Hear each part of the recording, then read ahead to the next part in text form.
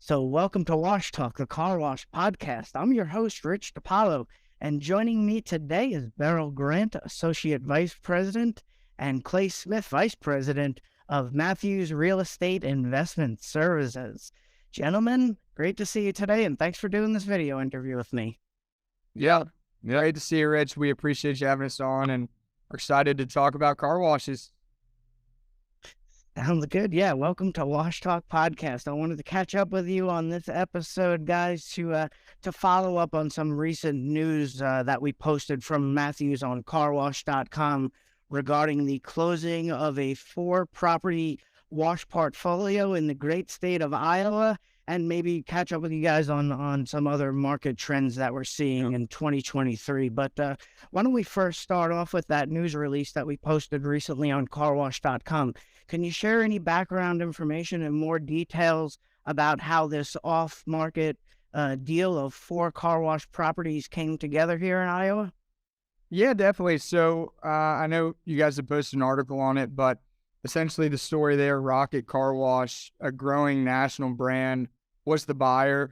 So we had gotten in contact with Rocket through various meetings, the Car Wash Show. We've been working with them for, a little over a year now, helping them find sites. And, part of our job as car wash brokers is always staying in touch with owners, every 1 to 2 months, staying in touch with them. And, the owners in Iowa, they were considering, looking at a potential exit with their partnership, where they were looking to capitalize on the market, but not necessarily, put the deal out on the market, scare their employees or anything like that. They just wanted to get a deal done off market. So we had connected them with the buyer, Rocket Car Wash, and put an offer in front of them. We dealt with some hurdles there with interest rates rising, and it definitely shook the deal up a little bit towards the end of the year, but we ultimately pushed through, ended up closing the deal out. And, I think it's a win for both the buyer and the seller, right? Rocket is expanding in Iowa. That's, they're out of Omaha, and that was a great strategic acquisition for them. And the sellers, on the other hand, were able to capitalize on, still a strong car wash market and provide a strong return to their investors. So overall, it was a great transaction to get done. Yeah, I want to talk about those pesky interest rates rising in a little bit here, but in general, I know you guys talk to a lot of car wash owners and operators and investors out there. So in general, what are car wash investors' main goals and attitude in 2023?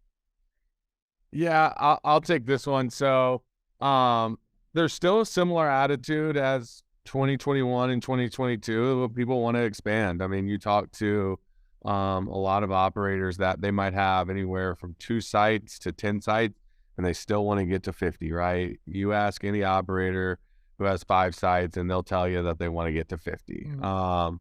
How realistic that is, I mean, it's getting so competitive. It's getting tougher and tougher by the day to continue that expansion, especially if you're looking to grow like organically through doing ground up development. So what you're seeing and what we've seen over the last few years is a lot of consolidation, the bigger groups buying up the existing groups to accelerate that expansion. So you're still going to hear a lot of the same, hey, we want to expand, we want to grow. That's our main mindset. But I think the new thing in the market is just a couple, there's groups that are looking just to, hey, we acquired a lot over the last 2 years. We need to hone those deals in, operate those successfully, and focus on the deals that we do have, and operating efficiently rather than stretching ourselves so thin. Because, I mean, the workforce is still difficult. It's harder to get labor.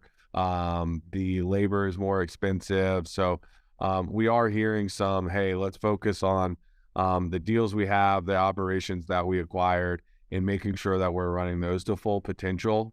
And we're going to take a little breather on the expansion side. But there's still a lot of growth happening. I think the growth is just going to be a little more strategic than it was in 2022, 2021, where it was, oh, car wash, yes, I'll buy, right?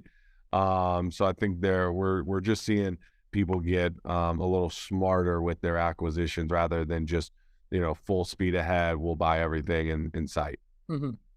Yeah, it sounds like operators and investors are being a little bit more cautious, but the will is still there to expand, and it's great to hear that the attitudes are still upbeat, despite some of this somber news that we've been hearing in the headline these last couple of months and years, really. But as interest rates continue to increase, cap rates they rise as well, right? So how have cap rates changed over the past year, and how have these changes affected buyers and sellers and those looking to expand their car wash chains? Yeah, so cap rates on like the net lease side. So a lot of groups that do the sale lease back, the groups that execute on the sale lease back you have to have strong credit in order to sell sale lease backs effectively. So on the net lease side, we're seeing cap rates increase. So how that's affecting the market is these private equity groups that are utilizing the sale lease back, they're not able to recoup as much of their investment because their cap rate's rising. Therefore, the amount of the sale is going to come down. So they're not able to recoup as much of their initial investment on the business and real estate side. So it's affecting what they could pay on the business side. So we're seeing cap rates rise. That's affecting the amount that private equity groups can pay for these larger transactions. And then multiples on the other end are coming down, right? The EBITDA, these deals are priced on the EBITDA multiple, and multiples are coming down. Debt has a significant role in what people can pay on a property. None of these groups are buying these all cash. Whether there's a financing contingency or not, that doesn't mean that they might not be buying it with a bank that's providing them a line of credit or some sort of loan. So debt's more expensive. So people have to recognize their debt service is going up. And in order to hit and achieve the same return on their investment, what do they need to do? They need to pay less for these washes. We've definitely seen multiples come down significantly, and cap rates on the net lease side for the sale lease back, they've been rising. Yeah, and it's, to Clay's point, it's been interesting because the last couple of years huge as a lot of investors got much more comfortable. When you talk about the sale leaseback side of things and how low cap rates got, really that was a function of the market getting much more comfortable with the express wash model due to all the expansion and a lot of the inventory hitting market. So a lot of these private equity groups were getting really comfortable with what they could flip out of the real estate for, and it just caused less uncertainty with their transactions and their acquisitions. But as cap rates continue to rise as interest rates continue to rise and cap rates follow, there's a little more uncertainty when it comes to the acquisitions for these equity groups on where they can exit, their real estate. So to Clay's point, it's definitely affecting, what they're able to pay for these big portfolios. Yeah, and putting aside, in the news this last week or so, we're seeing some concerns out of the banking sector, and putting aside a major banking crisis, let's just talk, a recession and an economic slowdown. We've heard that over the past 6 months to 12 months here. Is the U.S. heading towards a recession? Is it going to be a soft landing?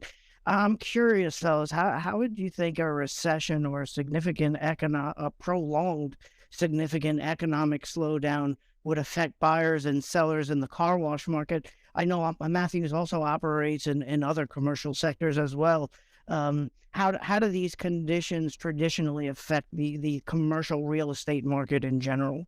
Yeah, I'll hop in and I'll let Clay follow me shortly after. But there has been a very big impact. And to your point, Matthews is a very large commercial brokerage firm. So we, have over 400 agents, over 15 offices. We sell all types of asset classes. And we have noticed that the car wash space, compared to some of these other asset classes, has been less adversely affected, which is a good sign, right? There's still a lot of demand, whereas in a lot of other markets, there's been a really big impact and they've almost kind of flipped on their head. But, that is a positive note that we still see a lot of demand out of the car wash space. And, I'll let Clay follow that because, again, there already has been an effect and an impact on, mainly the pricing we can get for washes, right? The market was so hot the past couple years, and a lot of sellers and buyers as well got comfortable with these very high multiples and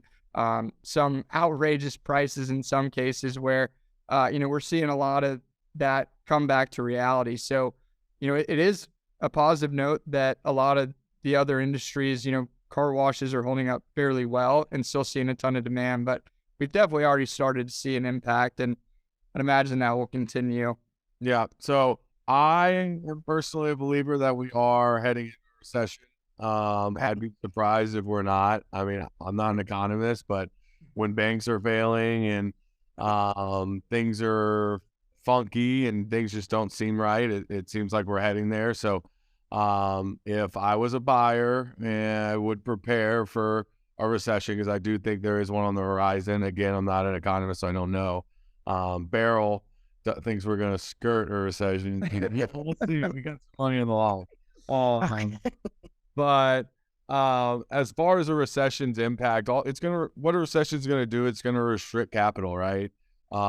Right now, the biggest thing that we're facing is, and you'll see, is there's a restriction of capital. Where are you getting your money from? And when you don't have money at the table, whether it's coming from a bank, whether it's coming from private investors who are putting funds towards your private equity group, whether there's some sort of, equity partner, the amount of capital that is chasing these deals has shrunken significantly. So I think what you're going to see in a recession is continued restriction of capital is going to be the biggest thing.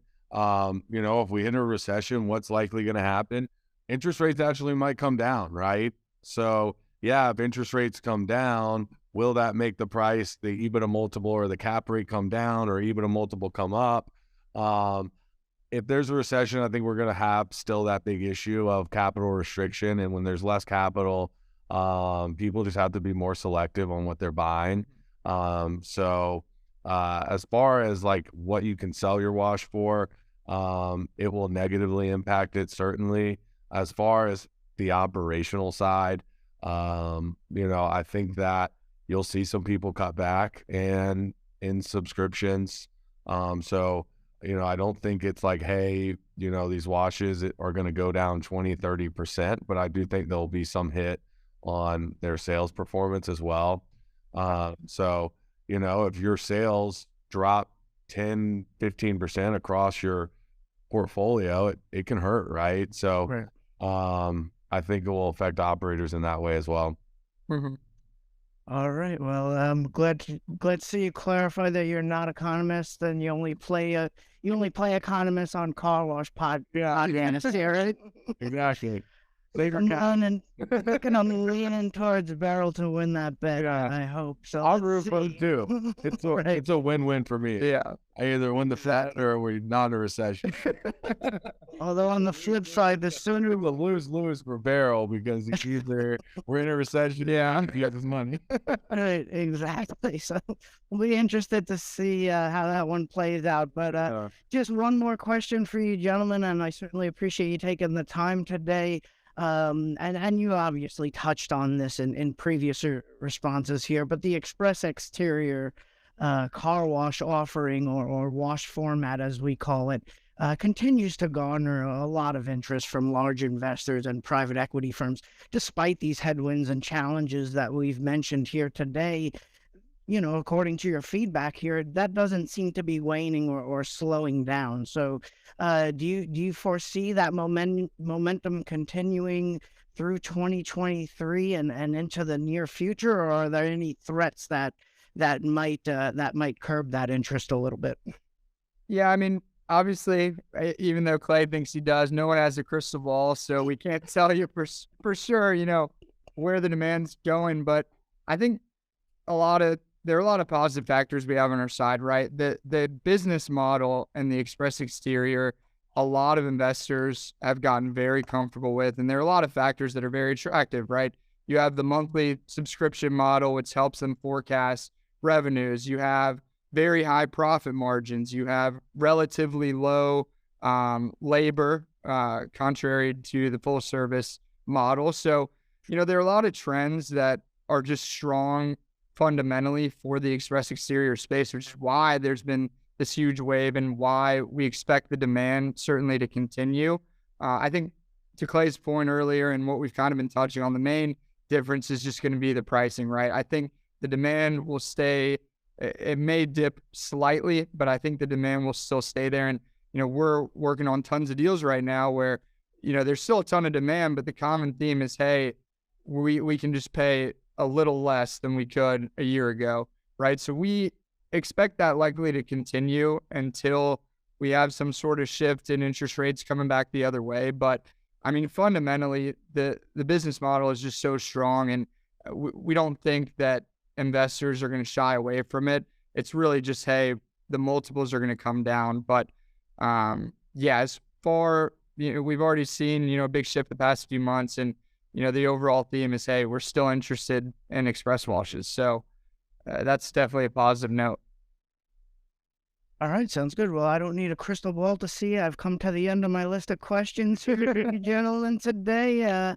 Certainly appreciate you guys taking the time to get with me on this podcast episode, and congratulations on this recent news here out in Iowa. Yep. Thanks, Rich. This was fun. We appreciate you having us. Yeah, we really appreciate it, Rich. We follow along, everything you guys post, so we're excited to be a part of it. Appreciate that. Thank you. Yep. Thanks, Rich. Rich.